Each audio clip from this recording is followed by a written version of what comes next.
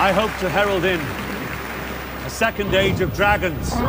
Et bon, on se retrouve pour analyser le trailer de l'épisode 5 de House of the Dragon, pour théoriser un peu dessus aussi, on va voir ce qu'il en est. En tout cas, la première nouvelle, c'est qu'on apprend que ça va être le dernier épisode où il y a Millie Alcock. Je crois que la prononciation c'est 5 sur 10.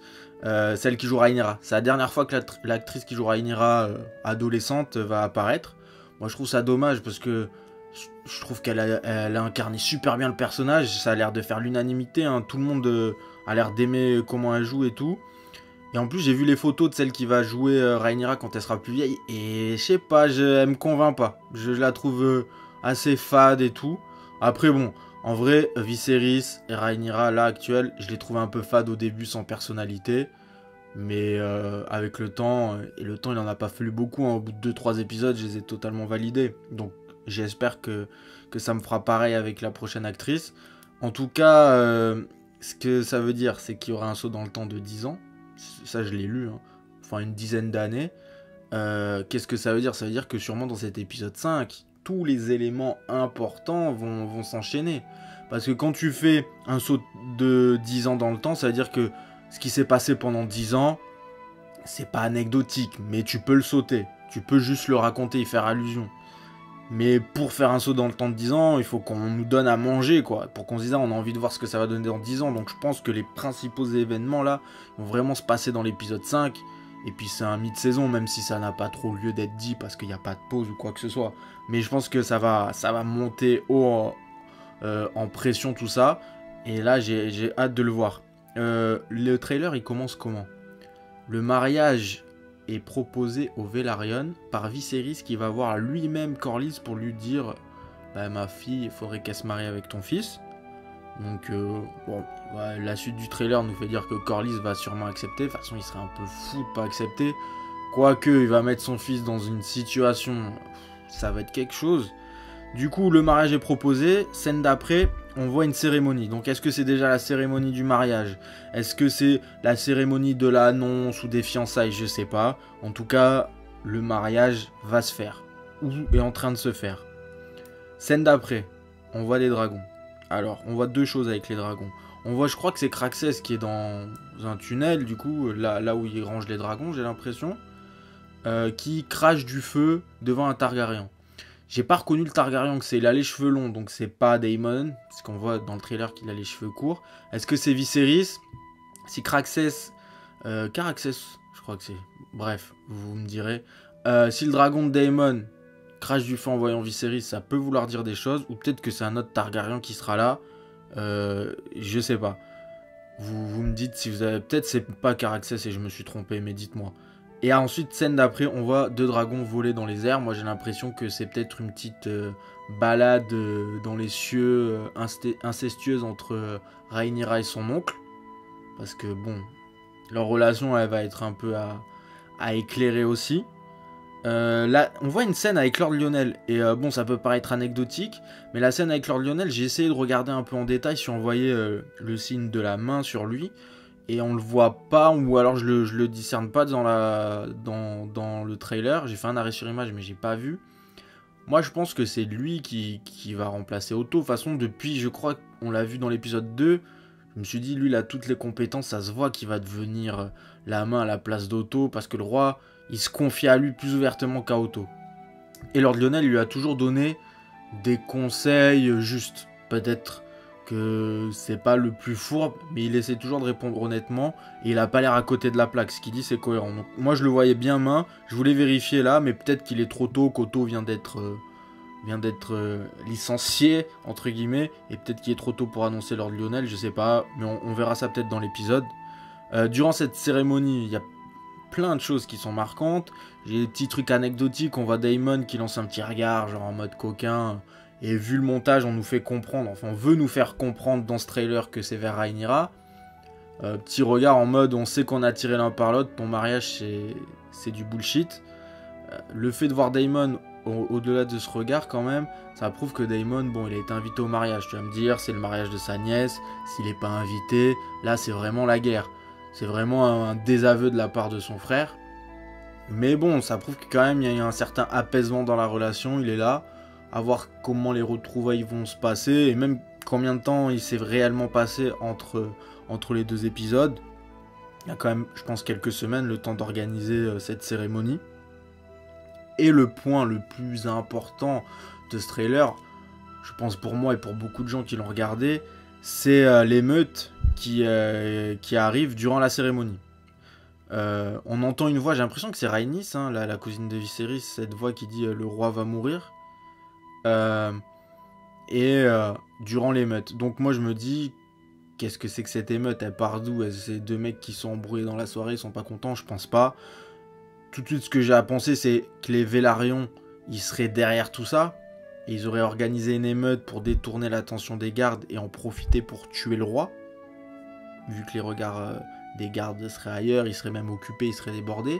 Après, la question que je me pose, quel est l'intérêt des Vélarions de tuer Viserys? Parce que Viserys, il met sa fille en mariage avec leur fils. C'est ce qui fait que Corlys et Rhaenys seront les grands-parents du futur roi. Donc ils sont super à leur avantage. Après, je sais pas, peut-être que c'est par ego que Corlys veut tuer Viserys, mais je pense que Corlys est plus intelligent que ça, plus terre à terre. Ou peut-être qu'ils se disent, écoute, on va tuer Viserys, comme ça il aura moins la main mise sur le couple Laenor-Rhaenyra, et c'est Laenor qui va prendre le pas et qui va vraiment diriger le royaume. Ou alors peut-être que c'est encore d'autres choses, d'autres alliances. Daemon est là, il y a Otto dans les parages. Va savoir, je pense que ça sera plus compliqué que ce à quoi on s'attend. En tout cas, voilà, il y a un miroir évident avec les noces pourpres, hein, l'épisode, je crois que c'était l'épisode 9 de la saison 3, où les Stark s'étaient fait tuer. Et il y a Martin qui a dit qu'il y a une scène dans la série qui rivaliserait avec les noces pourpres. Alors, c'est pas forcément une noce, ça peut être quelque chose d'aussi surprenant, aussi dévastant même que ça. C'est pas forcément dans une noce, mais forcément les gens pensent à ça vu que c'est une noce et on voit que ça part en embrouille. Moi, je trouve que de ce qu'on a vu du trailer pour l'instant, donc c'est léger pour donner un vrai avis, mais si je dois me prononcer, les noces pourpres, ça avait l'air plus propre, plus réfléchi, plus calculateur, et ça donnait du sang-froid parce que ça tuait tout le monde d'un coup. Après ça, tu te dis, les Stark, ils vont jamais se relever. Là, ça a l'air d'être une grosse baston, ça a l'air plus bourrin, entre guillemets. Après, ça veut pas dire que ça sera pas tout autant dévastateur, mais quoi que je pense pas, parce qu'il y a beaucoup moins de personnages dans House of the Dragon. Si tu l'équivalent dans Game of Thrones, il y aura plus personne, tu vois. Donc, je pense pas que ça soit aussi radical en termes de perte humaine. Mais la scène d'après, on voit quoi? On voit Viserys dans sa chambre, qui a l'air mort. Moi, je pense pas qu'il meurt. Je pense que c'est un peu trop tôt, non, pour le faire mourir. Qu'est-ce qui va se passer après? Rhaenyra va monter sur le trône, mais il n'y a pas encore de concurrent. Aegon, il est trop petit. Il faudra attendre que Aegon soit en âge de régner pour qu'il y ait une vraie concurrence. Donc moi, je pense qu'il va mourir peut-être à l'épisode 6 ou 7, mais pas tout de suite.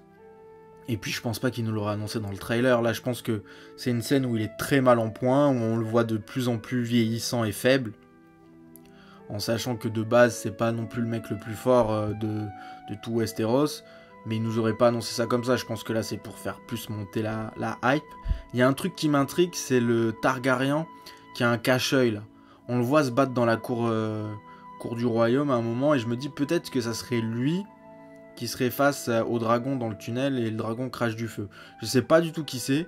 S'il y a des gens qui ont une idée ou même qui savent, balancez. Mais après, ceux qui ont lu ce livre, balancez pas tout. Parce que des fois, je vois des commentaires, vous êtes des oufs.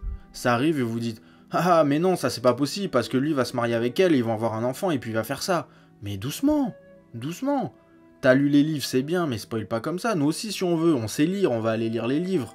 En plus, on n'a pas envie de se faire spoiler par un commentaire avec plein de fautes d'orthographe. On va aller lire les livres tranquilles, mais on veut découvrir au fur et à mesure, en suspense, tu vois, se faire kiffer. Laissez-nous tranquilles, là, les spoils comme ça, doucement. Là, si vous savez qui c'est, dites, ouais, c'est un cousin d'un tel et tout, ou voilà. Mais stop, pas trop de spoil. Bref, on ferme cette parenthèse-là. Le trailer, il finit sur qui? Il finit sur Otto. Et Otto, il dit quoi? Il dit à Alicente de préparer Aegon à gouverner. Mais moi, ça, vraiment, je redis, je resigne. Viserys, t'as fait quoi avec Otto? Parce que déjà, en tant que main du roi, tu le soupçonnes de comploter, de pas être très fidèle au roi. Et toi, tu lui retires son pouvoir et tu penses qu'il va être cool, il va rentrer chez lui tranquillement. Mais Viserys, t'es trop naïf. Il fallait, je sais pas, faire semblant qu'il ait un accident. Bien sûr que c'est moche, mais on est à Westeros, les gars, il faut s'adapter. Bon, bref, en tout cas, de ce qu'on voit, Otto, quand il dit ça à Alicente, il défend aussi l'idée que c'est pour sauver les 7 royaumes, c'est pour sauver Westeros, parce que sinon, le royaume va s'écrouler. Donc je pense que il y a une part en lui qui fait ça quand même pour sauver le royaume, parce qu'il a peut-être pas quelque chose vraiment contre Rhaenyra. Il se dit juste que si Rhaenyra monte sur le trône, ça va déclencher une guerre au sein des différentes familles et tout, ce qui est possible. Bon, après, je pense que ça l'arrange qu'Aegon soit son petit-fils, on va pas se mentir, ça, il a bien calculé son coup. Mais je pense qu'aussi le côté on va sauver le royaume, c'est un peu sincère en tout cas, et c'est un peu réel. Je pense que si un garçon monte sur le trône, ça va pas diviser. Et je pense que c'est cet argument qui peut convaincre Rhaenyra, parce que Alicente, pardon. Parce qu'Alicente, elle va jamais mettre son fils devant Rhaenyra pour que son fils ait plus de pouvoir que Rhaenyra, pour que son fils soit le roi et pour que il y ait des intérêts bénéfiques à sa famille. Elle est consciente qu'elle a déjà donné assez d'intérêt à sa famille, je pense. Mais si elle sait que le royaume peut s'écrouler si Rhaenyra devient reine, là, elle peut prendre la décision de suivre son père. C'est ce que je pense en tout cas. Donc moi, je pense que c'est ça qui peut la convaincre. Donc voilà, un petit tour rapide sur le trailer. Peut-être qu'on s'est totalement trompé. On verra ça dans 4 jours maintenant. Je suis impatient. Franchement, House of the Dragon, pour l'instant, c'est un sans faute. Il n'y a rien à dire. Et puis voilà, on va se retrouver pour parler d'autres choses. Là, il y a la Servante écarlate. L'épisode qui est sorti. Je vais aller regarder ça. Peut-être qu'on va en parler. Je vois pas beaucoup de gens qui en parlent, donc il y a moyen qu'on en parle. En attendant, voilà, j'attends un peu vos petites rectifications, vos avis dans les commentaires. La joie, la bonne humeur, vous connaissez. Puis on se retrouve bientôt pour parler d'autres choses.